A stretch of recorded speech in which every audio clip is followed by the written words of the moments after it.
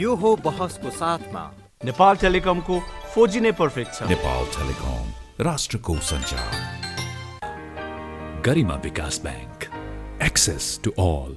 गर्वैदेखि बलियो भूगर्भ सिमेन्ट। कामना सेवा विकास बैंक, प्रगतिको आधार कामना सेवासँगको कारोबार। Vinayak Siddha college, committed for quality education.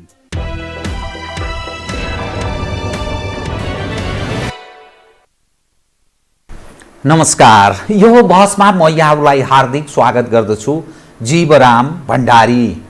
आज यहाँहरू सामुन्ने उपस्थित हुनुहुन्छ डाक्टर खगेन्द्र प्रसाईँ। उहाँ राजनीतिक विश्लेषक हुनुहुन्छ।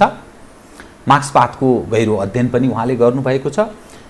नेपाली समाज र विश्व राजनीतिक परिवेशलाई राम्रो बुझ्ने, दखल राख्ने त्यस्तो एउटा हैसियतको व्यक्ति पनि हुनुहुन्छ। उहाँसँग आज म समसामयिक विषयलाई नेपालको आन्तरिक राजनीतिसँग, बाह्य कतिपय सम्बन्धका विषयसँग जोडेर आम जिज्ञासाहरूलाई एउटा स्वतन्त्र राजनीतिक विश्लेषकले कसरी समाजलाई कसरी हेरेको छ, कसरी बुझ्दछ र नेपाली समाज कता प्रवेश गर्ने तयारीमा छ भन्ने अर्थ लगाउँछ।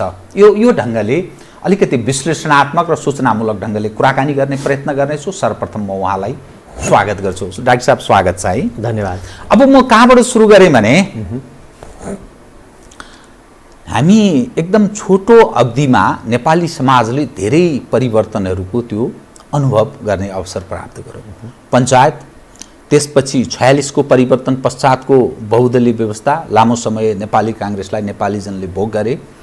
62-63 को परिवर्तन, तत्पश्चात सालाखाला कम्युनिस्ट हौँ भन्नेहरूको वर्चस्व नेपालको राजनीतिमा स्थापित भएको यो तस्बिर। परीक्षणले के देखायो भने नेपाली जनआकाङ्क्षालाई सम्बोधन गर्ने ल्याकत कुनै पक्षले त्यो क्षमता प्रदर्शन गर्न नसकेको दृश्य देखा पर्छ। फलत नेपाली जनमा निराशा, आक्रोश दुवै। यो दृश्य मूलत यो आन्तरिक कारण या बाह्य कारण या नेतृत्वको क्षमताको समस्या वा यो सिस्टममा काहीँ न काहीँ नेपाल सापेक्ष व्यवस्थालाई हामीले अवलम्बन नगरेको परिणाम यो अवस्था सिर्जना भएको। मैले यहीँबाट सुरु गरेँ। यो अहिलेको नेपाल कम्युनिस्ट पार्टी नेकपाको विभाजनदेखि लिएर काङ्ग्रेसमा बढ्न नसकेको लोकप्रियता, पञ्चहरू विगतका पञ्चायती पृष्ठभूमिका मानिसहरूको लोकप्रियता झन् बढ्न नसकेको, यावत हेर्दाखेरि नेपालको राजनीति कता प्रवेश गर्छ भन्ने अन्यलको माझमा मैले यो विषय उठान गरेको छु। कृपया डाक्टर साहब। तपाईँको प्रश्नले एकदमै लामो र गहिरो एउटा संवाद या छलफल या अध्ययनको माग गर्दछ। हामी कहाँ त्यो अध्ययन या छलफल चाहिँ राम्ररी हुन पाइसकेको छैन। म यसलाई कसरी बुझ्छु भने तपाईँले कुनै पनि समाजको, कुनै पनि राष्ट्रको दिशा, त्यसको अवस्था, त्यसमा आउने अस्थिरता या स्थिरता या विकास या इत्यादि कुराहरू कसरी विकसित हुन्छन्, कसरी अगाडि बढ्छन्, कहाँ गएर पछारिन्छन्, कहाँ गएर उठ्छन् भन्ने कुरा बुझ्नको लागि चाहिँ हामीले के बुझ्नुपर्छ भने मान्छेको विकासको, मान्छेको अगाडि बढ्ने जुन प्रक्रिया हो, त्यसको नियम हो, त्यो नियमलाई बुझ्नुपर्छ।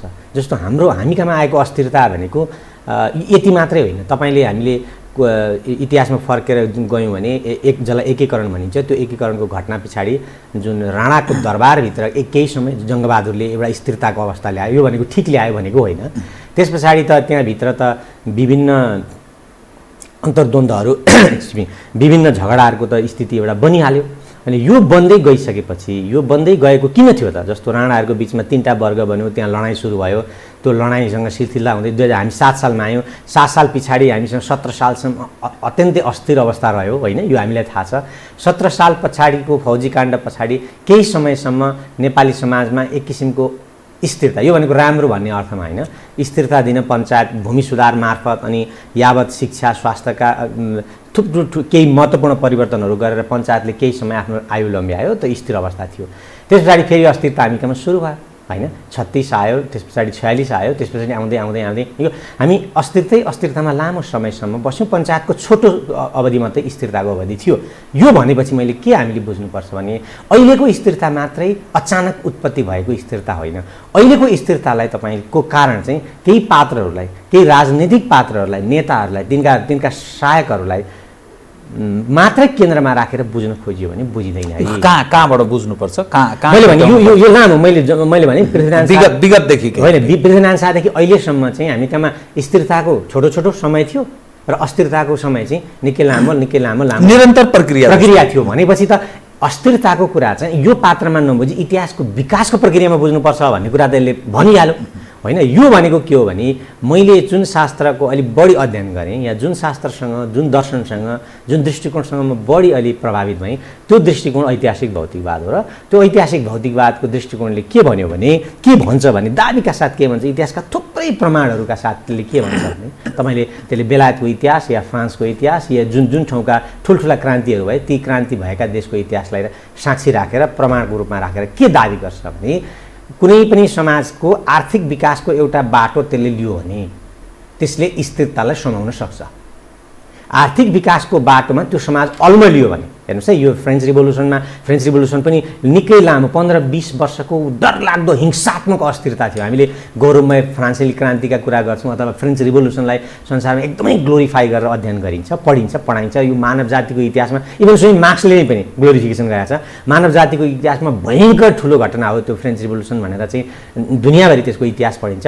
त्यो प्रक्रिया पनि 20-30 वर्ष डरलाग्दो खुनी हिंसात्मक अस्थिरतामा बितेको थियो क्या होइन। त्योभन्दा अगाडि ठिकठाक थियो कि फ्रेन्च, मतलब स्थिरताको हिसाबले ठिकठाक चल्दै थियो, राजा भयङ्कर शक्तिशाली थियो होइन। यो प्रक्रिया थियो। अनि तपाईँले बुझ्दाखेरि अब अघि म यहाँसम्म आइसकेँ नि, जहाँ यो अस्थिरताको प्रक्रिया बुझ्ने कुरा भनेको अघि मैले भने, म त्यही पोइन्टमा फेरि जान्छु।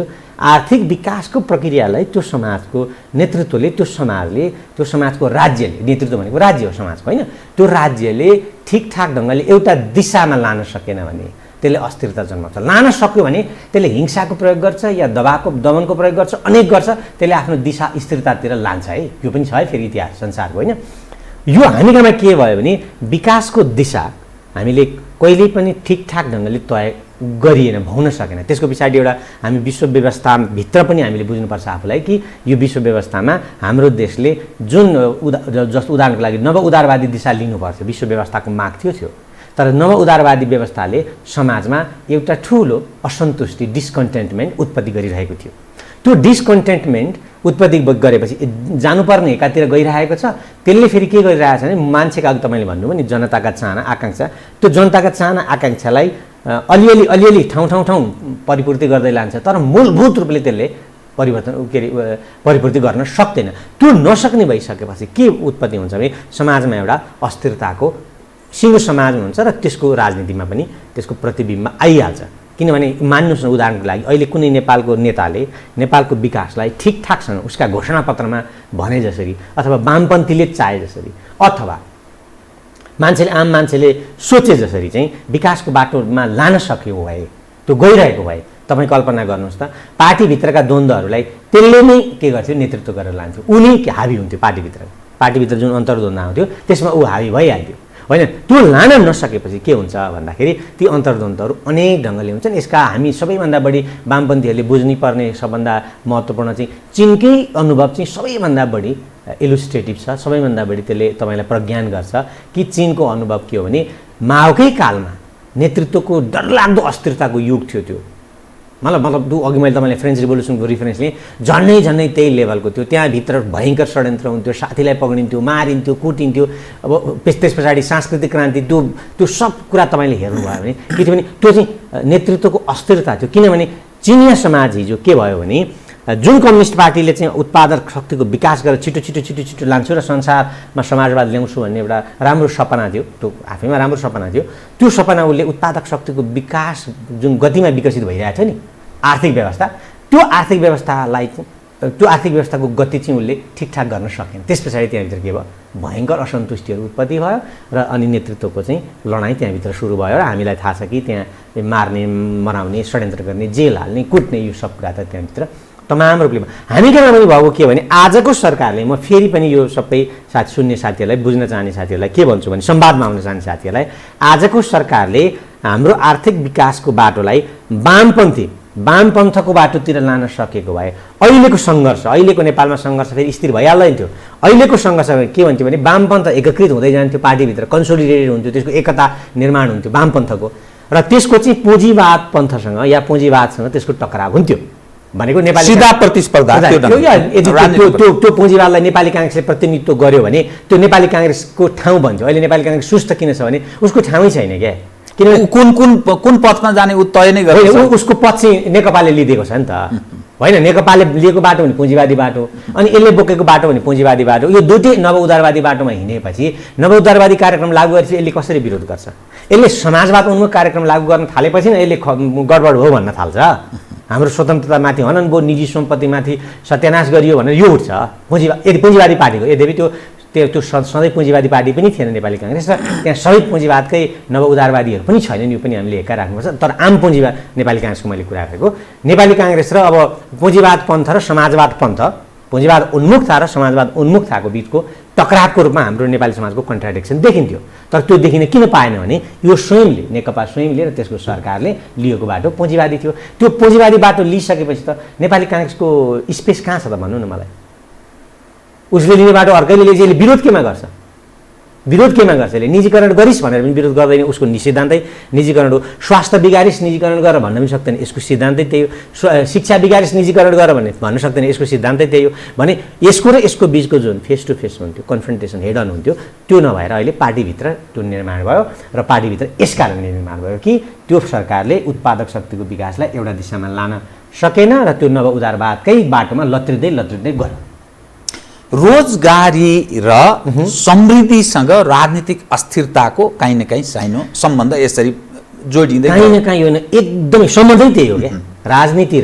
राजनीति र अर्थव्यवस्थाको सम्बन्धै, राजनीति र अर्थव्यवस्था सम्बन्धित भएन भने यो राजनीति पनि हुँदैन, यो अर्थव्यवस्था पनि हुँदैन क्या। मार्क्सले त त्यो दुईवटा छुट्टै हो भन्दैन। जस्तो उदाहरणको लागि इतिहासमा बलको प्रयोग गरियो नि, कोलोनियलिजममा या अरू बेला राज्यहरूले जुन बलको प्रयोग गरे त्यो बल नै आर्थिक हो भन्ने दाबी छ क्या। त्यो भनेको आर्थिक व्यवस्थालाई एक्सपान्ड गर्न, जस्तो नि तपाईँलाई मैले कोलोनियलिजम या विस्तारवाद जसलाई भनियो त्यसको विस्तार गर्न जुन सैनिक बल प्रयोग गरियो त्यो केका लागि गरियो? अर्थव्यवस्थाको विस्तारका लागि गरियो नि। त्यसैले त्यो दुईवटा ठ्याक्कै नछुट्याउँ र त्यो दुईवटालाई कसरी बुझ्न म आग्रह गर्छु भने अघि मैले भनेकैमा तपाईँले जुन राजनीति र चाहिँ रोजगार या त्यो भनेको के भने उत्पादक, त्यो भने विकास होइन र विकाससँग सम्बन्धित छैन र तपाईँले भनेको रोजगारी होइन। यस अर्थमा यो चाहिँ छुट्याएर नहेरौँ भन्छु मैले।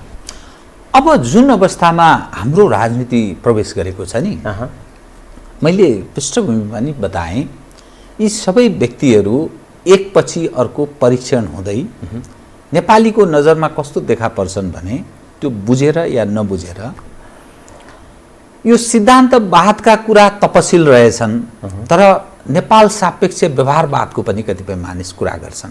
तपाईँहरू मार्क्सवादको कुरा गर्नुहुन्छ अथवा समाजमा विभिन्न वादका कुराहरू उठ्ने गर्छन्।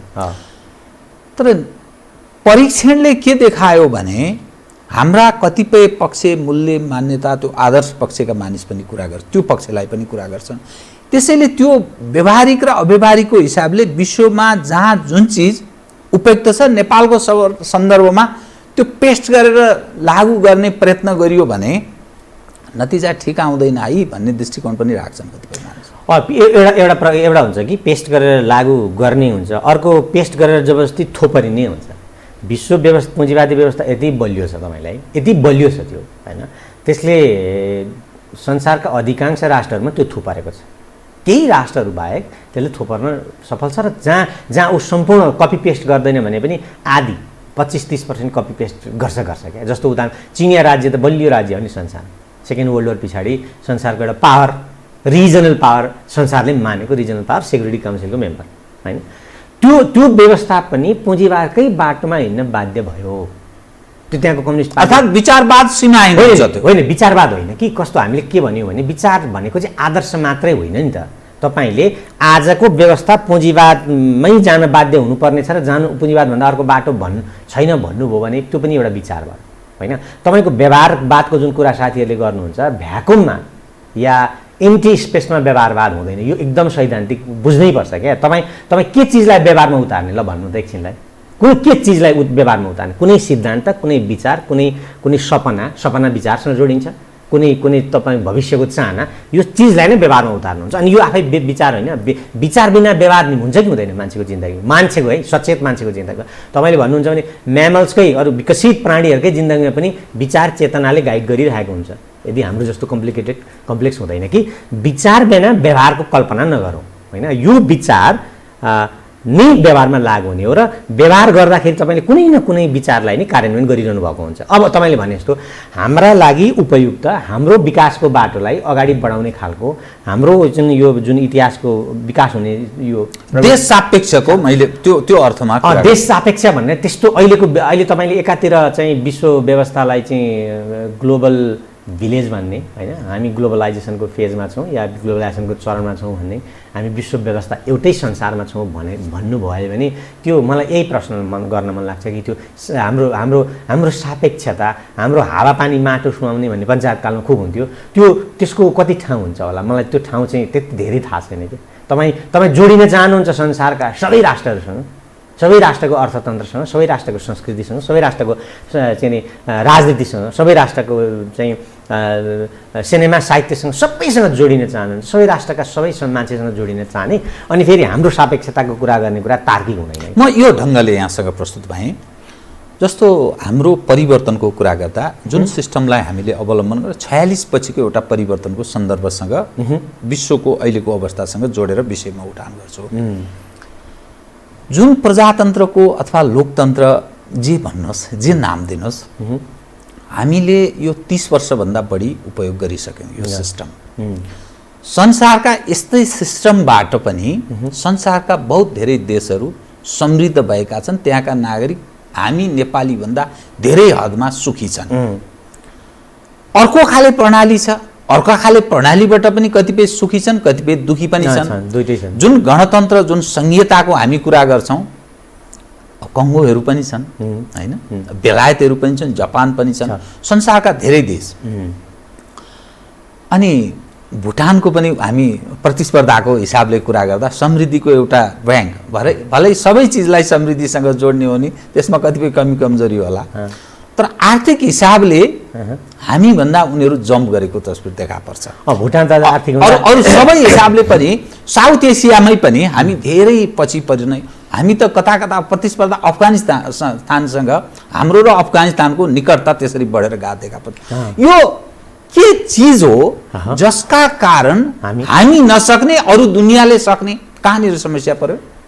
यस्तो छ कि अब यो तपाईँले अघि भन्नुभयो प्रणाली, हामी कहाँमा संसदीय प्रणाली आयो, गणतन्त्र भन्नुहोस् या संसद भन्नुहोस्, हामीले यही प्रणाली मात्रै आयो। हाम्रो धेरै साथीहरू जस्तो उदाहरणको लागि वैकल्पिक राजनीति निर्माण गर्न चाहने साथीदेखि, नेकपाभित्रका विकल्प खोज्नेदेखि, काङ्ग्रेसभित्र चिन्तित हुनेदेखि, आम नागरिक समाजमा चिन्तित हुने र त्यो एउटा चिन्तित हुने नागरिक वर्ग या बौद्धिक वर्ग, तपाईँले जे भन्नुहोस्, त्यो तमाम मान्छेको बिचमा एउटा मिसअन्डरस्ट्यान्डिङमा के देख्छु भने अथवा उहाँहरूले संवादमा या छलफलमा नल्याएको छुटेको कुरा जो छुटाउनै हुँदैन, त्यो बिना संवाद नै सम्भव छैन कि।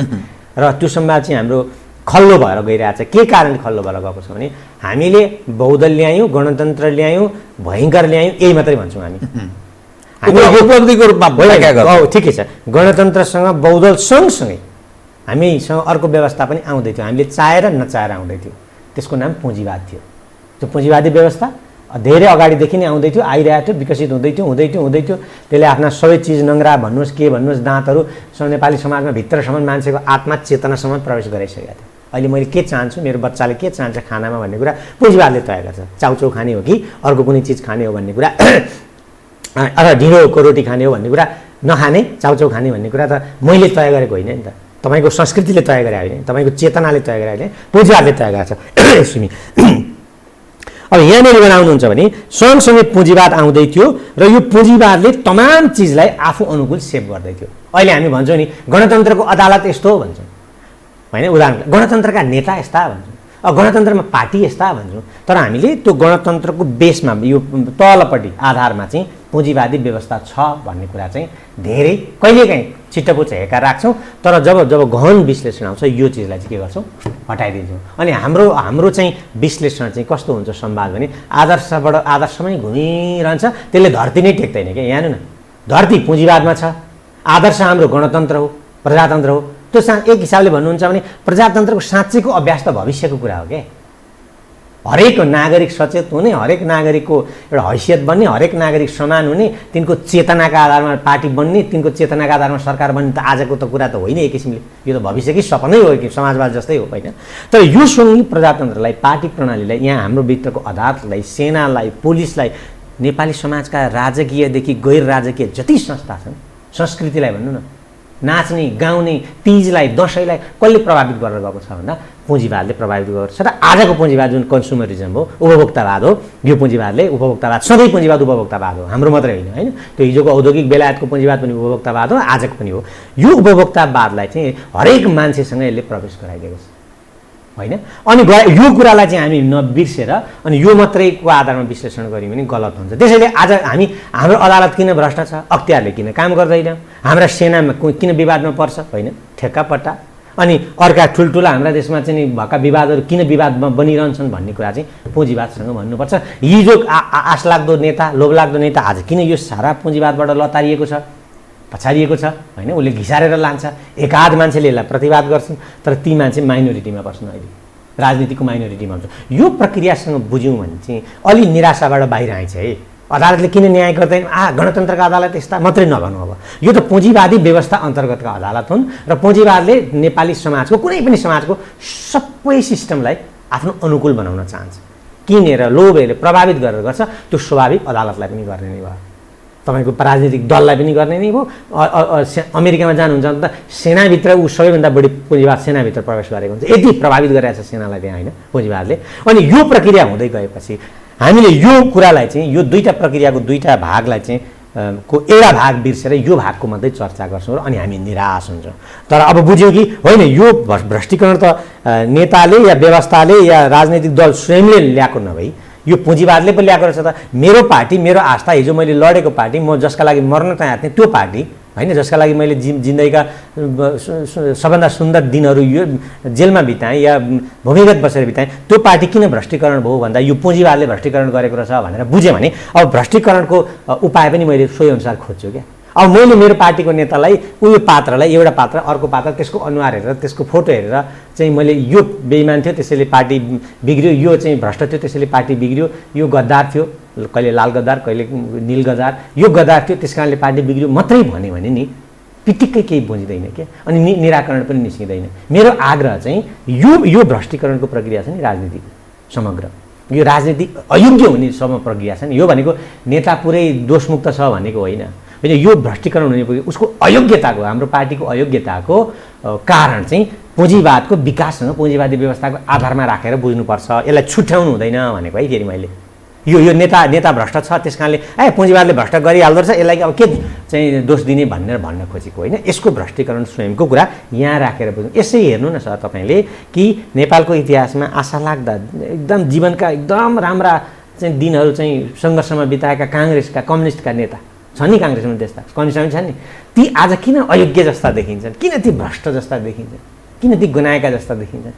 तिनको भाषण सुन्दा देशको सपना कहीँ आउँदैन। तर आम मानिसले त्यो पुँजीवादका कारण मात्रै हो भनेर मान्ने आधार एक, दोस्रो अनि त्यसैलाई ग्रहण गरेर यही ठिक हो अब यस कारणले भनेर बसिरहने स्थिति छ र होइन। मैले त्यसो भनिनँ, मैले के भने तपाईँले पार्टी भ्रष्ट हुन्छ, एउटा स्पेसिफिक इक्जाम्पल आउँछ, अदालत भ्रष्ट हुन्छ, पार्टीमा आएँ एकछिन, मुख्य कुरा त पार्टी हो नि त बहुदलीय व्यवस्थामा होइन। अदालतै राम्रो हुने कुरा नि पार्टी राम्रो भए मात्रै हुन्छ कि, पार्टी भ्रष्ट हुँदै जाने, राज्यसँगै भ्रष्ट हुँदै जाने, चुनाव भ्रष्टीकरणमा हुने, अनि तपाईँ अदालत चाहिँ चोखो हुने त कहीँ पनि संसारमा कहीँ पनि छैन, भारतमै छ। अहिले भारतमा अदालतको विवाद हेर्नु त कस्तो छ, कस्तो न, अमेरिकामा अदालतको विवाद हेर्नु त कस्तो छ, डरलाग्दो छ, बेलायतमै कस्तो विवादमा परेका छन् अदालतहरू होइन। यो तपाईँले हेर्नुहुन्छ भने यो प्रक्रियामा बुझ्यो भने निराकरण निकाल्न के हुन्छ, सजिलो हुन्छ। एउटा सामान्य एनालोजी हेरौँ न, डाक्टरकै हिसाबले नि तपाईँको बिराम, तपाईँको रोग चाहिँ डाक्टरले राम्रो पहिचान गर्यो भने उपचार के हुन्छ, छिटो राम्रो हुन्छ। राम्रो पहिचान गर्न सकेन भने के हुन्छ? तर संसारका धेरै देशहरू, तपाईँलाई म तीन चारवटा देशको उदाहरण दिन्छु। फिनल्यान्डले गर्न सक्छ, स्विजरल्यान्ड गर्न सक्छ, नर्वे गर्न सक्छ, स्विडेन गर्न सक्छ।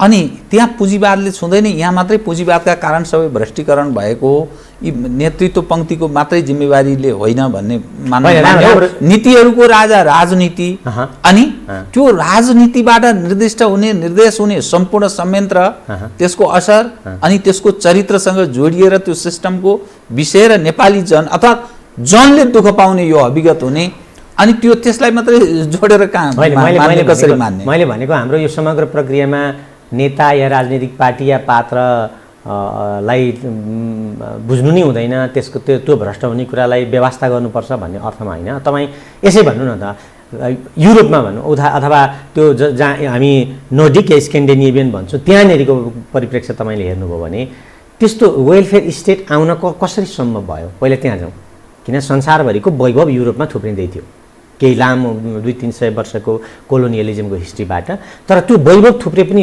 डरलाग्दो असमानता। तर छोटो अवधिमा जस्तो तपाईँ सिङ्गापुर भनौँ, जम्मा 31 वर्ष ली कुआन युले आमूल परिवर्तन हो। दक्षिण कोरियामा तपाईँ दक्षिण कोरिया होइन, मैले बुझेँ दक्षिण कोरियाको अथवा ताइवानको, हामी ताइवान दुईटा भन्दा अझ राम्रो इक्जाम्पल हो, हामी त्यो बिर्सिन्छौँ होइन, मतलब त्यो त्यति ताइवान होइन, मतलब डिस्कोर्समा ल्याउने विकास भनेपछि बढी थिएछ दक्षिण कोरिया र सिङ्गापुरको आउँछ। त्यसको पनि पोलिटिकल इकोनोमी छ, सम्भवतः आज हामी त्यो विषयमा धेरै छलफल गर्न समय राख्दैन होला। तर तपाईँलाई यहाँनिर के भने, अघि मैले भने नि त्यो सिङ्गापुर दक्षिण कोरियामा डरलाग्दो दमन पछाडि होइन, डरलाग्दो वामपन्थको दमन गर्दै होइन, मिलिटरी डिक्टेटर। सिङ्गापुर पनि डिक्टेटरियल सिस्टमै थियो, त्यहाँ पार्टी नाम मात्रकै थियो होइन, उनीहरूसँग केही अधिकार हुँदैन थियो। ट्रेड युनियन चाहिँ आधारभूत रूपले त्यो कुनै डेमोक्रेटिक सिस्टम होइन। तपाईँले यदि बेलायतलाई डेमोक्रेसी मान्नुहुन्छ भने सिङ्गापुर कुनै अर्थमा डेमोक्रेटिक सिस्टम चाहिँ होइन है, फेरि पनि होइन। पञ्चायतले पनि हामीलाई पञ्चायती प्रजातन्त्र भन्थ्यो, चुनाव हुन्थ्यो, के हुन्थ्यो, यता हुन्थ्यो।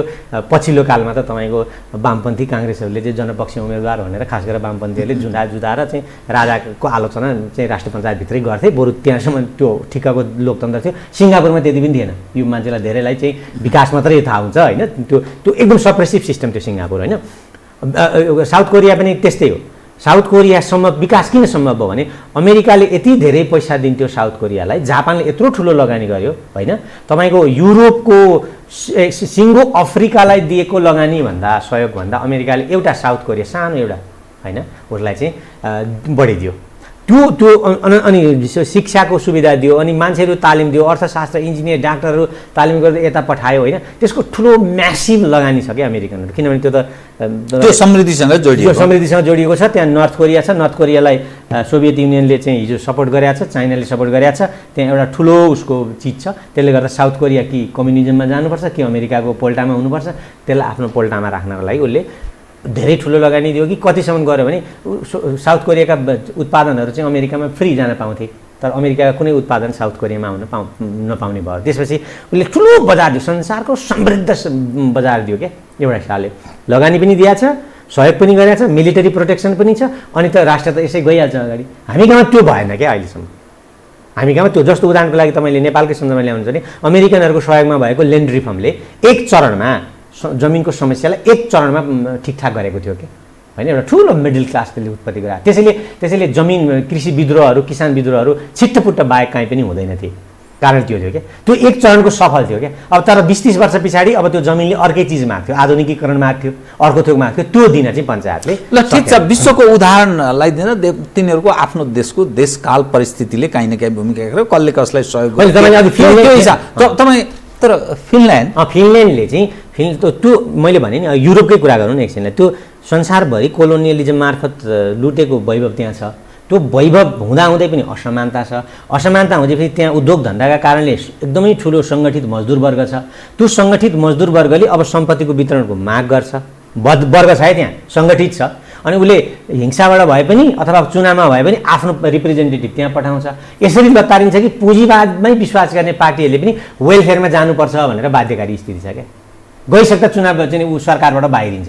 अनि यो भनेको के हो भने सङ्गठित वर्ग छ। हेर्नुहोस् है, वैभव छ, वैभवको वितरण छैन, तर सङ्गठित वर्गले अब त्यो वैभवको वितरण गर्ने माग गर्दैछ। शिक्षामा, स्वास्थ्यमा हामीलाई घर बनाइदे, के बनाइदे, भत्ता दे, के दे, यो सब कुरा माग गर्ने ठाउँ छ। माग गर्दा दिने सम्पत्ति पनि छ। अनि यस कारणले नै फिनल्यान्डमा या तपाईँले अरू भनेको युरोपका राष्ट्रहरूमा यो सम्भव भयो। हामी कहाँ मलाई एकैचोटि देखाइदिनु त्यो कुन वर्ग छ जसले सङ्गठित भएर मलाई समाजवाद चाहियो भन्छ। शिक्षामा सार्वजनिकीकरण चाहियो कुन वर्गले भन्दैछ अहिले?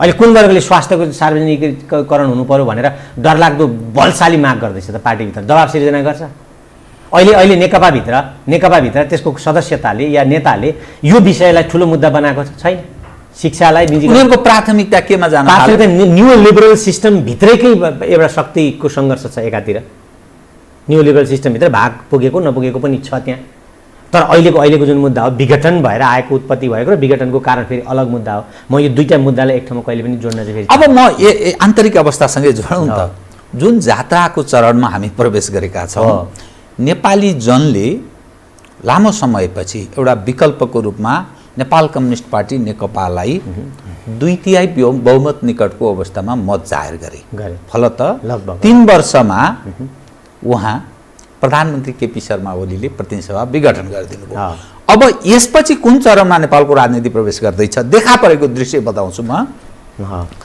शक्ति प्रदर्शन यो पक्ष वा त्यो पक्ष अनि मानिस गर त्यो पुँजीको यसरी दुरुपयोग भएको छ राज्यको दोहन पनि भएको छ र त्यो आर्जनको स्रोत के हो खर्च गर्ने दुवै पक्षको त्यो पनि कहीँ खुट्टिँदैन प्रश्न उठाउनेहरू कसैले प्रश्न पनि उठाउँदैन अनि प्रमुख प्रतिपक्षको आफ्नो खाले छ उसको लोकप्रियता पनि खास त्यस्तो केही छैन र समाजमा जुन खालको अस्थिरता नेपाली समाज जुन ढङ्गले अब आगामी राजनीतिक कता प्रवेश गर्ला भन्ने त्यसबारेमा पनि अन्यल छन् र एकपछि अर्को समस्या झन्झन जकडिँदै गएको छ यो जुन राजनीतिक दृश्यको बारेमा मैले यहाँसँग जिज्ञासा राखेँ यसले ल्याउने परिणाम आगामी दिनमा के हुन सक्छ होइन यसमा 3-4वटा एकदमै महत्त्वपूर्ण चिजहरूलाई प्रवेश गराउनै पर्छ पहिलो कुरा म तपाईँलाई पनि आग्रह गरेँ र अरू साथीहरूलाई पनि के आग्रह गर्छु भने नेकपाभित्रको कन्ट्राडिक्सन जे हो थिजो थियो त्यो सैद्धान्तिक थियो गैर सैद्धान्तिक थियो सत्ताको थियो व्यक्तिको थियो के थियो त्यो एउटा होला त्यसलाई एक ठाउँमा राखौँ र अहिलेको संसद विघटनको जुन सङ्कट हो संसद विघटनबाट प्रतिनिधि सभा विघटनबाट उत्पत्ति भएको समस्या या सङ्कट संवैधानिक सङ्कट जे हो त्यो सङ्कट र यो सङ्कटलाई गोलमाल गरियो भने फेरि हामी के हुन्छ भने यो सङ्कटलाई बुझ्ने कुरामा अलिक वस्तु परक हुन्छ के ल भन्नुस् त यो बुदागत भन्नुस् के भनेको भने जस्तो मलाई खड्गप्रसाद ओली मनपर्छ त्यसैले विघटन ठिक छ हैन अथवा माधव नेपाल या प्रचण्ड मनपर्छ अथवा यो किता मनपर्छ त्यसैले विघटन तर यस कारणले त विभाजित त भइसक्यो गलत छ भन्ने दृष्टिकोण हुन्छ नि आम मान्छेमा जस्तो केही मान्छेहरू यसरी पनि राख्न सक्छन् क्या यो संसद विघटनको मुद्दालाई चाहिँ भनौँ न तपाईँलाई हिजोका महत्त्वपूर्ण रूपले संसद विघटन गर्न नेपालको संविधानले दिँदैन भन्ने पात्रहरू पनि त अहिले त मौन छन् नि त किन मौन छन् भने उनीहरूको यहाँ खड्गप्रसाद ओलीसँगको पक्षधरताले मौन रहे क्या यो चाहिँ हुनु हुँदैन भन्ने मात्रै कुरा हो क्या मैले अहिले पात्रहरू धेरै ल्याउँदिनँ छलफलमा कि तपाईँले बुझिहाल्नु होइन यो प्रक्रियामा तपाईँले यो कन्ट्राडिक्सनलाई यहाँ राखौँ यो संसद विघटन तपाईँको चासो भनेको चाहिँ यो संसद विघटनको कन्ट्राडिक्सन संसद विघटनले उत्पत्ति गरेको सङ्कटको कुरा चाहिँ बढी महत्त्वपूर्ण हुन्छ हुन त यो अन्तर सम्बन्धित छ तर तपाईँलाई यो मान्छे र यो पात्र मनपर्छ या घृणा लाग्छ भनेर संसद विघटन ठिक या बेठिक भन्ने मत चाहिँ गलत मत हुन जान्छ क्या अब अब हामीले त तपाईँले अघि भन्दै हुन्थ्यो ब्याकग्राउन्डमा तपाईँको आशय त्यही थियो एउटा स्थायी सरकार चाहिन्छ भन्ने माग त त्यो तपाईँको संविधान सभाभित्र मजाले उठ्यो त्यहाँ डकुमेन्टेड भयो त्यहाँ सिफारिस भयो होइन प्रधानमन्त्रीलाई पनि 2 वर्ष हल्लाउन नपाइने भयो प्रधानमन्त्रीलाई 2 वर्ष हल्लाउन नपाएपछि चाहिँ संसद चाहिँ प्रधानमन्त्रीका इच्छाले विघटन गर्न पाउने त त्यसले कल्पना गर्दैन होइन फेरि तपाईँले यो व्यवस्थालाई संसदीय व्यवस्थासँग जोडेर हेर्ने कि त्यो प्रजातन्त्रको मर्म त्यो प्रधानमन्त्रीलाई प्रेरोगेटिभ राइट हुँदैन भन्ने रूपमा बुझ्ने कहीँ संसारको कुनै पनि संसदीय व्यवस्थामा प्रधानमन्त्रीलाई संसदले दिएको बाहेक 1 रुपियाँको पनि अधिकार हुँदैन तपाईँलाई म यो कुरो प्रश्न पार्छु यसको एउटा फिलोसफी छ कि संसदीय व्यवस्था भनेको प्रधानमन्त्रीय व्यवस्था होइन प्रधानमन्त्री संसदप्रति जवाबदेही हुनुपर्छ भन्ने त्यहाँ मान्ने बित्तिकै प्रधानमन्त्रीले चाहने बित्तिकै संसद विघटन गर्न पाउने भएपछि जवाबदेहिता हुन्छ कि हुँदैन तपाईलाई मान्नुहोस् कि अहिले मैले त्यो अहिले तपाईँको ब्युरोक्रेसीको भाषा त्यो अलि कमजोर हुने खालको प्रधानमन्त्रीको कल्पना गरे हाम्रो संविधानले कमजोर होस् या बलियोस् पद्धतिले त भोलिको प्रधानमन्त्री बदमास आउँछ या व्यक्ति हेरेर त व्यवस्था निर्माण गरिँदैन नि त व्यक्ति हेरेर व्यवस्थाका नियम बनाइदैन नि त म तपाईँलाई बताइदिन्छु कि अहिले ब्युरोक्रेसीको भाषामा प्रधानमन्त्रीको हाकिम जसलाई हाकिम भन्छौँ या बोस त्यो बोस चाहिँ संसद हो प्रधानमन्त्रीले संसदलाई जवाब दिनुपर्छ संसदले उठ बस भन्दा बस भन्छ त्यो संसदले अर्थात् त्यो प्रतिनिधि सभाका सदस्यहरूले त्यो देशप्रति त्यो देशका नागरिक उप के काम गरे भन्ने प्रश्न उठ्यो भने त्यसको बारेमा निरूपण कहाँ गरेर गर्ने? होइन, त्यसको बारेमा निरूपण एउटा निर्वाचनबाट गरिन्छ, एउटा त्यसको संसदीय दल त्यो 5 वर्ष अर्थात् त्यो आवधिक निर्वाचन जो 5 वर्ष छ, जस्तो अवस्था भए पनि 5 वर्षसम्म खेपेरै बस्नुपर्छ भन्ने मान्यता राख्ने? त्यस्तो जस्तो अवस्थामा होइन, जस्तो अवस्था होइन। एउटा यस्तो अवस्था हुन्छ कि अघि तपाईँले दुईवटा प्रश्न आयो फेरि यहाँ, संसदले प्रधानमन्त्री दिन सकिन्जेल प्रधानमन्त्री संसद बाँचिरहन्छ, प्रधानमन्त्री दिन संसदले नसकेपछि त्यसको विघटन हुन्छ। तपाईँले बेलायतमा त संसदले आफूलाई मात्रै विघटन, संसद स्वयंले मात्रै विघटन गर्न पाउँछ आफूलाई, त्यो पनि 2/3 मात्रै। प्रधानमन्त्रीको चाहनाको कुरै छोड्नु न, इन्डियाकै अनुभव हेर्नु न, 86-79 मलाई लाग्छ 86देखि 89सम्मको हाराहारीमा होला, एक्ज्याक्ट डेटको फेरि हेरौँला, त्यो 3जनालाई प्रधानमन्त्री बनाइरहेको छ क्या संसदले। 3 वर्षमा त्यो फेरि विघटनबाट अर्को चुनावमा गयो। त्यो भनेको के भने संसदले प्रधानमन्त्री दिन सकिन्जेल मात्रै, दिन नसक्ने अवस्थामा मात्रै संसदको स्वतः विघटन हुन्छ क्या। तपाईँले अहिलेको व्यवस्थामा के हो भने हाम्रो व्यवस्थामा सबै अधिकारहरूको डिपोजिटरी, सबै अधिकारहरूको भाँडो संसद हो। अदालतको अधिकारको भाँडो पनि संसद हो। हेर्नुहोस्, अदालतले कुन कानुन अन्तर्गत न्याय गर्ने भन्ने कसले निर्णय गर्छ? संसदले गर्छ। अदालत पनि त्यो संसदबाट स्वतन्त्र छैन कि, संसदको लेजिस्लेटिभ प्रोसेसबाट स्वतन्त्र। न्यायालय स्वयंलाई कति अधिकार हुने भन्ने कुराको कसले तय गर्छ? न्यायाधीश स्वयंको कति अधिकार हो भन्ने कुरो कसले तय गर्छ भन्दा संसदले, कानुनले तय गर्छ। कानुन कसले बनाउँछ? संसदले बनाउँछ। तपाईँले यसरी हेर्नुभयो भने प्रधानमन्त्रीय व्यवस्था नभइसकेपछि प्रधानमन्त्रीले संसदलाई जवाब दिनुपर्छ, होइन? जवाब दिने प्रक्रियामा तपाईँ यदि हामीले प्रेरोगेटिभ मान्यौँ भने त त्यो मिल्दैन। प्रेरोगेटिभमा त जवाब उसले विघटन गरिदिन्छ, ऊ मलाई सोध्छ भनेर, होइन? अब म यो फेरि दावाका साथ भन्छु, यो प्रोभोकेटिभ हुनसक्छ। प्रधानमन्त्रीका सबै अधिकारको स्रोत संसद हो, कार्यकारीका सबै अधिकारको स्रोत संसद हो। संसदको बहुमत भइन्जेल मात्रै प्रधानमन्त्री हो क्या, होइन? संसदको बहुमत, त्यो सेपरेसन अफ पावर भनेर गलत बुझ्छन् क्या मान्छेले। संसदले अधिकार त प्रधानमन्त्री होस् भनेका दिनसम्म मात्रै के हो? प्रधानमन्त्री हो र उसका अधिकार, उसको झन्डा हुन्छ। संसदले चाहिँ तिमी झन्डा खोला भने चाहिँ त्यसले झन्डा फाल्छ भने सबै हाम्रा सार्वभौम सत्ताको अधिकारको अहिलेको कार्यकारी भाँडो भनौँ, कार्यकारी भनेको फङ्सनल भाँडो भन्ने अर्थमा भनेको मैले त्यो संसद हो क्या सर। प्रधानमन्त्रीको प्रेरोगेटिभ केही पनि हुँदैन संसदीय व्यवस्थामा। उसले कानुन मान्नुपर्छ। कानुन प्रेरोगेटिभ कति बेला मात्रै हुन्छ भने कानुनमा नभएको कुरा, संविधानमा नभएको कुरा, होइन, बारेमा निर्णय गर्नु पर्यो भने प्रधानमन्त्रीले त्यो इनिसिएसन लिन सक्छ। लिएपछि त्यो उसले अनुमोदन कहाँ गर्नुपर्छ? फेरि संसदमै गर्नुपर्छ। नेपाल जस्तो जुन खण्डमा रहेको देश छ नि, उत्तरमा चीन, दक्षिण भारत, अनि विदेशीहरूको काहीँ न काहीँ त्यो क्रीडा स्थलको कुरा गर्छौँ हामी अघि, त्यो छलफलको विषय बारम्बार बन्ने गर्छ। त यो अधिकारविहीन प्रधानमन्त्री त्यस्तो कल्पना हामीले गरेको हो र होइन? अधिकारविहीन त तपाईँले अधिकारविहीन त एउटा सेक्सन अफिसरको पनि कल्पना गर्दैनौँ हामी। अधिकारविहीन त सुब्बाको पनि हुँदैन। सुब्बा खर्तार के भन्छौँ हामी, हाम्रो सिस्टम, त्यसको पनि त्यो पनि अधिकारविहीन हुँदैन। प्रधानमन्त्रीको त कुरा, राष्ट्रपतिको त अधिकार छ। राष्ट्रपतिका कति दायित्वहरू संविधानले तोकेको छ। जस्तो राष्ट्रपतिले भन्नु न, उदाहरणको लागि सेरेमोनियल भन्छौँ नि, राष्ट्रपतिले चाहिँ संसदमा यसमा पुनर्विचार गरी पाऊँ भनेर संसदले पास गरेको कुनै कानुन या प्रधानमन्त्रीले गरेको कुनै सिफारिसमाथि राष्ट्रपतिले एकचोटि सोध्न सक्छ। अधिकारविहीन त राष्ट्रपति छ। त्यसैका लागि राष्ट्रपतिको वरिपरि त्यत्रो ठुलो कर्मचारी खडा गरिएको छ। त्यहाँ राजनीतिक सल्लाहकार छ, कानुनी सल्लाहकार छ, यो सल्लाहकार छ। त्यो किन छ? त्यो किन दिनु पर्यो? राष्ट्रपति सेरेमोनियल हो भने राष्ट्रपति एउटा राख्ने सकि त गयो त। अब जुन चरणमा नेपालको राजनीति प्रवेश गरेको छ नि, अहिले यो ताजा अवस्था हेर्दा राज्यको दोहन पनि भएको छ, ब्रह्मलुट पनि भएको छ। यो वा त्यो पक्षले यो खर्च कहाँबाट जुटाइरहेको छ, त्यो शक्ति प्रदर्शन भन्छ नि, त्यो खरबौँ रुपैयाँको त्यो त्यस ढङ्गले खर्च पनि भएको अर्थ लाग्छ। भ्रष्टाचारको तह झन्झन बढेर गएको छ। जुन राज्यको जुन ढङ्गले दोहन गरेको छ, तपाईँले संसदीय सर्वोच्चताको कुरा गर्नुभयो, यो आजको घटना होइन नि। अनि त्यो संसद जो जनताप्रति, राष्ट्रप्रति उत्तरदायी छ, अर्थात् त्यो सारा चिजको जिम्मेवार हो भने तपाईँले अघि भने चाहिँ त्यो पुँजीवादमा किन त्यो लटपटिरह्यो? अनि त्यसले त्यो जनता र राष्ट्रप्रति हिजोका दिनमा के काम गरेको थियो र त्यसलाई पालिरहनुपर्छ भन्ने मान्यता राख्ने, त्योभन्दा राजनीति अझ माथिल्लो त होइन? होइन, यस्तो हुन्छ, यसको दुईवटा हुन्छ कि जस्तो तपाईँले संसद चाहिँ अहिले पुँजीवादमा लटपटिया छ। संसद मात्रै लटपटिया छैन, सरकार लटपटिएको छ। संसद नलटपटिन्थ्यो र सरकार लटपटिन्थ्यो भने संसदले हतपत त्यो सरकारलाई फेरिदिन्थ्यो होला। पार्टी लटपटिएको छ, मैले भने समाजका सबै निकाय लटपटिएका छन् होइन। हाम्रो चेतना, हाम्रो चाहनै त्यो पुँजीवाद अन्तर्गत अघि मैले भनिसकेँ, यसको व्याख्या फेरि पनि पछि गरौँला। लटपटिएको छ। यो भनेको के हो? संसदीय व्यवस्था आफैमा ठिक या बेठिक हुँदैन। जस्तो म तपाईँ यो धेरै केही क्रान्तिकारी मार्क्सवादको एकदम छोटकरीमा अरू विषयमा केही क्रान्तिकारी साथी, संसदीय व्यवस्था आफैमा ठिक या बेठिक हुँदैन होइन। जनताको निर्वाचित प्रतिनिधिले शासन गर्ने व्यवस्था नै समाजवाद पनि हो, प्रजातन्त्र पनि हो, पुँजीवाद चाहिँ होइन। पुँजीवाद पुँजीले शासन गर्ने व्यवस्था हो। यस अर्थमा अर्को यो तपाईँले यो कुरा मान्नुहुन्छ भने के संसद चाहिँ अहिले लटपटियो भनेर यसको विकल्प एकदमै शक्तिशाली निरङ्कुश कहीँ जवाब दिनु नपर्ने प्रधानमन्त्री भनेको तपाईँले मान्नु कि? ल मान्नु, त्यो पनि ठिक छ अरे एकछिनलाई। नेपाली समाजको त्यो आवश्यकता पनि भयो अरे। अनि त्यो प्रधानमन्त्री स्वयं चाहिँ पुँजीवादमा लटपटियो भने के हुन्छ फेरि?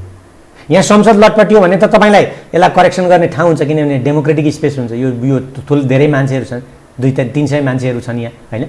यो यहाँ यसलाई करेक्सन गर्ने ठाउँ हुन्छ, चुनावमा करेक्सन गर्न सकिन्छ। यो प्रधानमन्त्री स्वयं शक्तिशाली प्रधानमन्त्री पुँजीवादमा लटपटियो भने त तपाईँले बोल्ने ठाउँ पनि हुँदैन। ल ठिक छ, अर्कोमा प्रवेश गरे। ल मानिलिनुहोस् भरै विचाराधीन छ सर्वोच्चको विशेष इजलासमा।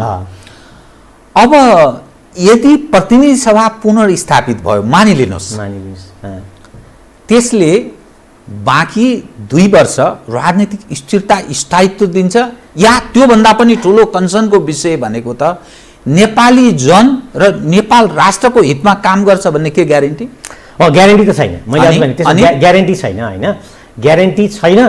तर त्यो स्थिरता दिन्छ। ल त्यो ग्यारेन्टी छैन रे, राजनीतिक स्थिरता दिन सक्छ अर्थात् स्थिर खालको सरकार बाँकी 2 वर्ष चलाउन सक्छ यसले होइन। स्थिर मानिलिनुहोस् पुनर्स्थापित सरकार, स्थिर सरकार भनेको चाहिँ संसदमा कति प्रतिशत एउटा पार्टी भएपछि स्थिर सरकार हुँदो रहेनछ भन्ने कुरो इतिहासमा साबित होइन। अब यसमा कुनै शङ्का छैन। अब जनले कसैलाई बहुमत दिनुपर्ने आवश्यकता ठान्ने स्थिति रहेन यसको अर्थ कुनै पनि पार्टीलाई। नेपाली कांग्रेसको पहिलो लोकतन्त्र आइसकेपछि नेपाली कांग्रेसको सरकार बहुमतको थियो, त्यो स्थिर रहेन, बिचमा गिर्जाले विघटन भयो। त्यसपछि त हामी अस्थिर नै रहिरह्यौँ। किन के भन्यौँ भने अल्पमतका कारणले अस्थिर भयौँ भन्यौँ। के भन्यौँ भने संसद प्रधानमन्त्रीलाई फेरिरहने कारणले अस्थिर भयौँ भन्यौँ। त्यसलाई 2 वर्ष के बनायौँ, यस्तै बनायौँ होइन। अब यहाँ भन्नु न, स्थिरताको ग्यारेन्टी छैन।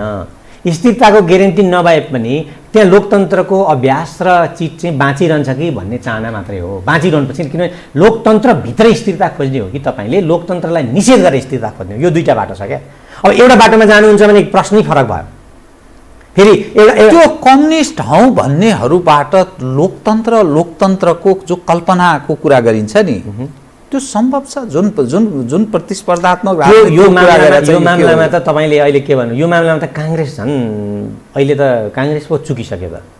हेर्नु त काङ्ग्रेसका केही मान्छेहरू संसद प्रतिनिधि सभा विघटनलाई लोकतान्त्रिक मान्दैछन् भने एउटा चाहिँ विभाजित छ, मतलब व्यापक ध्रुवीकरण भइरहेको छ नेपालको राजनीति। यस सवालमा के भएको छ भने हाम्रो धेरै कन्सर्न चाहिँ एउटा ठुलो पक्षको सत्ताबाट सत्ता बाहेक अरूको बिचमा केही पनि छैन, लोकतन्त्र पनि छैन, सिद्धान्त पनि छैन। त्यो सबै पक्ष छ नि, कुन पक्ष चाहिँ छैन? त्यो त यो पक्ष होस् या ऊ पक्ष होस्, सबै सत्ता केन्द्रित भएर होइन। सिद्धान्त विधिको पक्ष कमजोर छ, अल्पमतमा छ होइन। हामीले अहिले संसद पुनर्स्थापना आम नागरिक अथवा बुद्धिजीवीहरूको सानो सर्कल होला होइन। अब यसको उपाय के हो भने यसको उपाय लोकतन्त्रलाई निषेध गरेर जाने भन्ने उपाय त पक्कै पनि होइन होला होइन। यसको उपाय जस्तो संसद पुनर्स्थापना भयो भने स्थिरता आउँछ कि आउँदैन भन्ने कुरा एउटा प्रश्न हो। तर संविधान चाहिँ बाँच्छ है भन्ने अर्को महत्त्वपूर्ण प्रश्न, म त्यति जान्दछु। अथवा लोकतान्त्रिक विधिमा संसदको सर्वोच्चता बाँच्छ या संसद चाहिँ यी सेपरेसन अफ पावरमा संसद चाहिँ केन्द्र हो भन्ने कुरा बाँच्छ। तपाईँ मान्नु न एकछिनको लागि, यो बडा सिरियस कुरा छ क्या। तपाईँले निर्वाचनलाई चाहिँ अहिले के भनिएको छ भने जनतामा मत दिन जान डराउने भन्ने कुरा चाहिँ प्रधानमन्त्री केपी शर्मा ओली पक्षधरको एउटा उनीहरूको सबभन्दा बलियो तर्क छ र सबभन्दा कमजोर तर्कै त्यही हो। फेरि उनीहरूको सबभन्दा बलियो तर्क के छ, जनतामा जान किन डराएको भन्, सो सबभन्दा साह्रै कमजोर तर्क हो। किन कमजोर तर्क हो भने बाबा यो प्रतिनिधि सभा कसले बनाएको? जनताले हो। यदि यो जनताबाट निर्वाचित सामान्यतया हिजो त प्रधानमन्त्री नै 5 वर्षको लागि निर्वाचित भएको छ भन्ने उहाँहरूको तर्क थियो। अब संसदको अवधि 1.5 वर्ष म्याक्सिमम भन्नुहोस्, 2 वर्ष पनि बाँकी छ। उसको आयु त तपाईँ उसले बाँच्न पाउनुपर्छ नि। तपाईँ 80 वर्षको हुनुभयो, अब त तपाईँलाई मार्दा हुन्छ भन्न पाइन्छ र होइन? यस्तो मिल्छ दुनियाँमा मिल्दैन नि त उसको आयु जति छ उसले त्यति होइन राजनीति भनेको त 47 को संविधानले पनि प्रधान भने त्यो वर्गमा त 62-63 को स्थिति नै सिर्जना हुँदैन उता पुरानो संविधानमा चाहिँ एउटा अन्यलपूर्ण व्यवस्था थियो प्रधानमन्त्रीको सिफारिसमा प्रतिनिधि सभा विघटन गर्न बक्सनेछ श्री 5 ले भन्ने हुनाले त्यसको व्याख्याको ठाउँ हुँदैन यहाँ चाहिँ त्यो व्याख्याको ठाउँ छैन क्या मैले भने नि तपाईले नि ल भोलि निर्वाचन हुन्छ निर्वाचन नै लोकतन्त्रको सबभन्दा ठुलो महा के हो पर्व हो मानियो अनि निर्वाचन भएको 15 दिनमा 1 महिनामा 2 महिनामा 4 महिनामा प्रधानमन्त्रीका विरुद्धमा संसदमा ठुलठुला चाहिँ प्रश्नहरू खडा हुने भए ठुलठुला प्रमाणहरू भेला पाए भने त उसले त संसद विघटन स्वापा मानिस प्रतिनिधि सभा पुनर्स्थापित भयो भने पनि त्यसले राजनीतिक स्थिरता दिन्छ भन्ने चाहिँ ग्यारेन्टी छैन हैन तर अब चुनाव जो भनिएको छ नि 78 वैशाख 17 र 27 चुनाव गर्ने भनेर त्यसलाई लालमोहर लगाइदियो अर्थात् सदर गरिदियो सुप्रिम कोर्टले चुनाव हुन सकेन भने के हुन्छ यो डरलाग्दो हामी स्थितिमा छौँ कि मान्नुहोस् कि संसद पुनर्स्थापना भयो भने एउटा बाटो ठिकठाकसँगले जान्छ ग्यारेन्टी समाजवादको पनि हुँदैन स्थिरताको पनि हुँदैन यो कोएलिसन सरकारहरू भन्छन् के भन्छन् तर जे भए पनि एउटा लोकतान्त्रिक विधिमा त हामी जान्छौँ किनभने इन्डियामा त्यस्तो मैले तपाईँलाई भने नि 3 वर्षमा 3टा प्रधानमन्त्री फेरिए त्यस्तो अस्थिरता त हो त्यो किसिमको त्यो बिचमा पनि उनीहरूको एउटा व्यवस्थामा चाहिँ खतरा आएन क्या यद्यपि अहिले त्यो तिम्रो संसद पुँजीवादीहरूको कब्जामा छ भन्ने मान्ने हो भने पनि लोकतान्त्रिक व्यवस्था त ठिकठाकै छ भन्ने मान्नुपर्छ यद्यपि त्यहाँ ठुला सिरियस कमजोरी अब तपाईँले अघि भनेको जुन छ नि पुनर्स्थापना भएन भने चुनाव हुन्छ कि हुँदैन यसको वस्तुगत व्याख्या गरौँ विश्लेषण गरौँ होइन अनि चुनाव भएन भने के हुन्छ त्यही त चुनाव भएन भने हामी एउटा यस्तो डर लाग्यो अब तपाईँले म अलिकति विश्व कन्टेक्स्टमा ल्याएर यहाँ जोड्दैछु चुनाव भएन भने यहाँभित्रको अस्थिरता झन् बढी गम्भीर हुँदै जान्छ सडकमा ठुलठुला प्रदर्शन भएर संसद पुनर्स्थापना हुने ठाउँ बन्न सक्छ या अहिलेको प्रधानमन्त्री त्यसबाट फ्याँकिन सक्नुहुन्छ ठुलठुला किनभने हिजो पनि त्यही भएको हो होइन अदालतले नै सबै व्यवस्था त हामीलाई गर्दैन त्यो नागरिक सर्वोच्चता भएको देशमा नागरिकको एउटा भूमिका हुन्छ र नागरिकको शान्तिपूर्ण आन्दोलनले फेरि प्रजातन्त्रलाई ट्र्याकमा ल्याउन एउटा सम्भावना रहन्छ त्यो सम्भावना नरहँदा समाज एउटा भिडन्त अर्को सम्भावना हुन्छ कि भिडन्त हिंसात्मक भिडन्त छिट्टपुट्ट भिडन्त शान्तिपूर्ण जुलुसका बिचको भिडन्तमा हाम्रो समाज जाने खतरा छ यो बिचमा अहिले विश्व व्यवस्थामा जस्तो अहिले के छ भने अमेरिकन र चाहिँ चाइनिजहरूको कन्ट्राडिक्सन हामी कहाँमा सबैभन्दा बढी गम्भीर ढङ्गले अभिव्यक्त हुँदैछ अमेरिकन र चाइनिजको कन्ट्राडिक्सन अब मैले क्रीडास्थलको रूपमा अमेरिकनले आफ्ना अफिसियल डकुमेन्टमा चीनलाई आफ्नो शत्रु एडभर्सरी राज्य मानेर त्यसलाई तह लगाउनुपर्छ भन्ने भाषण लेखेर यस्ता शब्दहरू प्रयोग गरेर चाहिँ उनीहरूले इन्डो पेसिफिकको रणनीतिमा जानुपर्छ भनेर इन्डियनहरूसँग एलायन्स जापान इन्डिया यो सब भेग चाहिँ एलायन्समा बस्दैछ अनि उनीहरूले अमेरिकनहरूको तिब्बतमा चाहिँ पासै गरिसकेपछि तिब्बतमा चाहिँ हस्तक्षेप गर्ने कुराको तिब्बतभित्र काउन्सिलर राख्ने कुरासम्मको त्यहाँ चाहिँ कानुन बनिसकेको छ यो परिप्रेक्ष्यमा एमसीसी अब मैले भनिहालेँ तपाईँलाई यो परिप्रेक्ष्यमा हाम्रो एउटा यो आन्तरिक रूपले अभिव्यक्त हुँदै गरेको यद्यपि यो अन्तर्राष्ट्रिय सम्बन्ध छ तपाईँ यो नमान्नुहोस् कि यो संसद विघटन केपी शर्मा ओलीले आफ्ना विममा या त्यसमा विघटन गर्नुभएको छैन यहाँ कुनै कसैले आफ्नो ऐच्छिक विषय मात्रै रहेन उहाँले चाहिँ जुरुको उठ्नुभयो आज म सब संसद ठिकठाक गरिदिन्छु यो चिज यति सिम्पल छैन विश्व शक्ति केन्द्रहरूको कुनै न किसिमको सिग्नलहरू यहाँ छ यो त अभिव्यक्त राजनीतिले कुनै अर्को दिशा तय गराउने हिसाबले गरिएको छ यो अर्को केही शक्ति राष्ट्रहरूको समर्थन छ भन्ने कुरा चाहिँ अनुमान सजिलै गर्न सकिन्छ नि त यसमा धेरै चिज के जानुपर्छ र होइन किनभने तपाईँले संसद विघटन गरेर चुनाव पनि गर्न नसक्ने अवस्थामा सेना पुलिस प्रयोग गरेर शासन गर्छु भन्न सक्ने अवस्था छ कुनै प्रधानमन्त्रीले अहिले देशभित्रको हिजो राजा ज्ञानेन्द्रलाई त थिएन त्यो सुविधा राजा ज्ञानेन्द्रले त त्यो गर्न सकेनन् किनभने उनीहरूको त परम्परागत रूपले जुन ढङ्गले नेपालको राजनीतिक दल र त्यसको नेतृत्व पङ्क्ति नेपाली जनले लामो समय बारम्बार परीक्षण गरे नि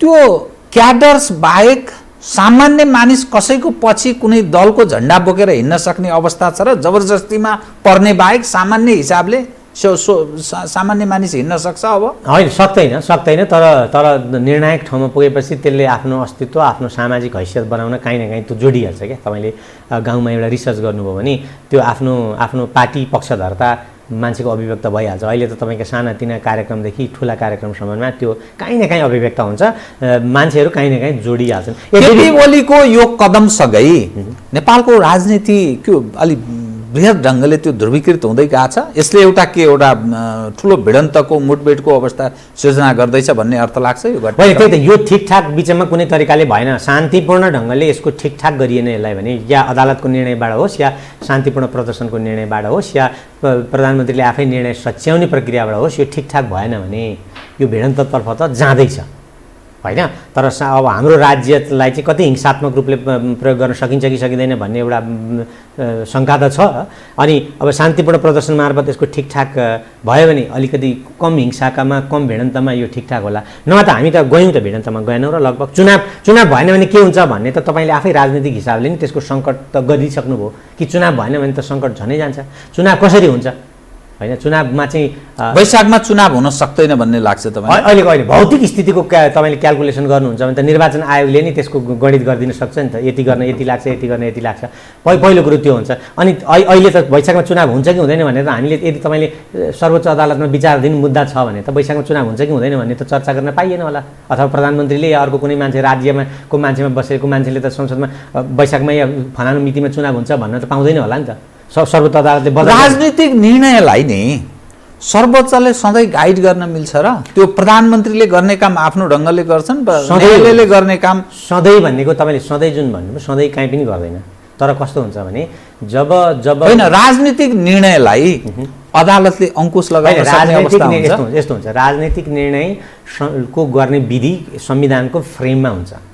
संसदीय व्यवस्थामा संविधानवादमा चाहिँ तपाईँको राजनीति संविधानभन्दा अलग स्वतन्त्र सङ्गठन हुँदैन कुनै पनि। संविधानको फ्रेम र संविधानको लेटर र स्पिरिटभन्दा बाहिर गएर तपाईँले राजनीतिक निर्णय राजनीति गर्न पाउनुहुन्न। त्यो व्यवस्था संविधानमा छ, राजनीतिक दलको व्यवस्थामा पनि छ।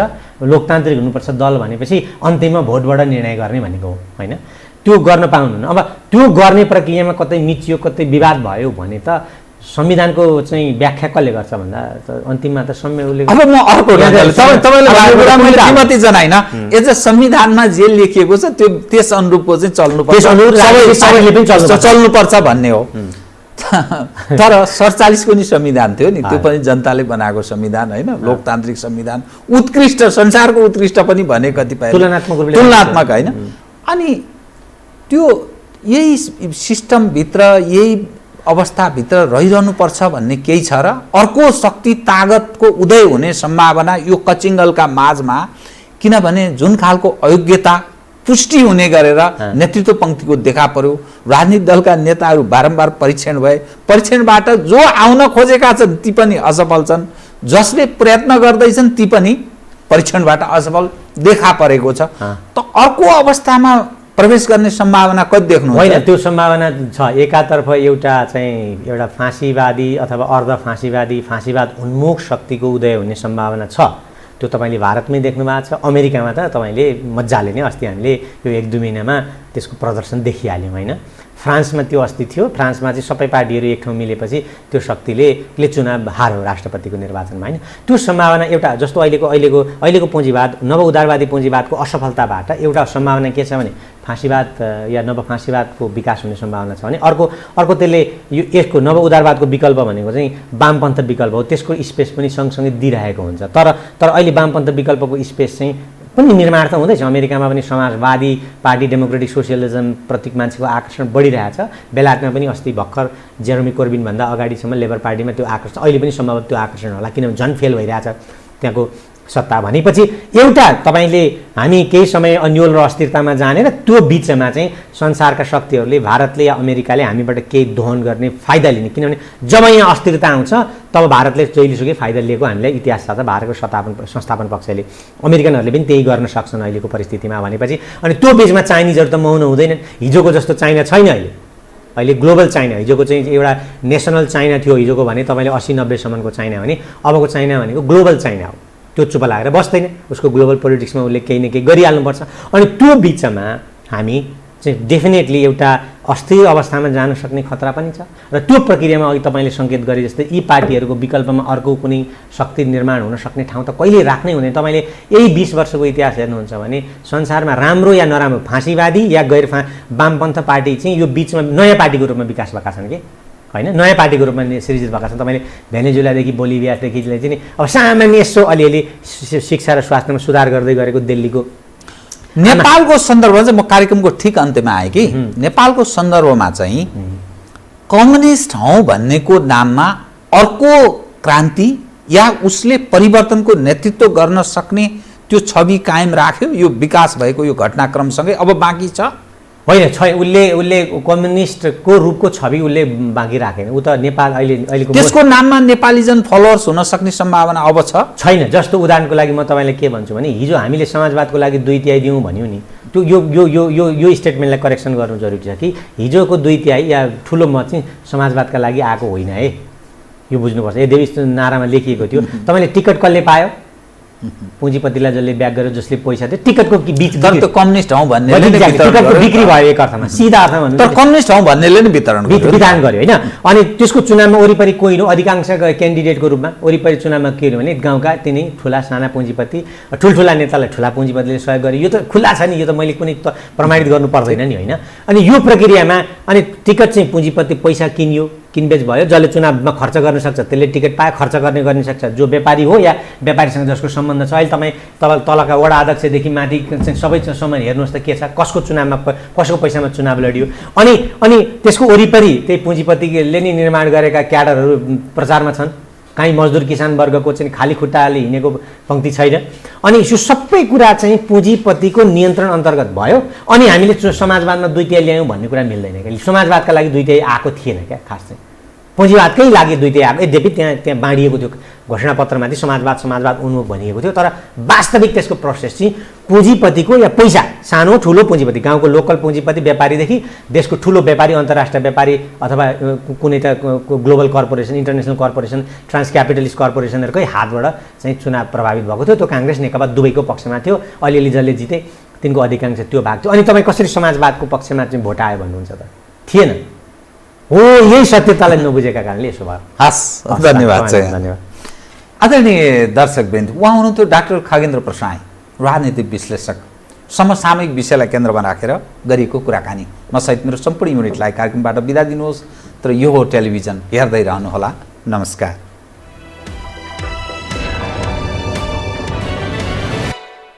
यो हो बहसको साथमा नेपाल टेलिकमको 4G नै पर्फेक्ट छ। नेपाल टेलिकम, राष्ट्रको सञ्चार। गरिमा विकास बैंक, एक्सेस टु अल। गर्वैदेखि बलियो भूगर्भ सिमेन्ट।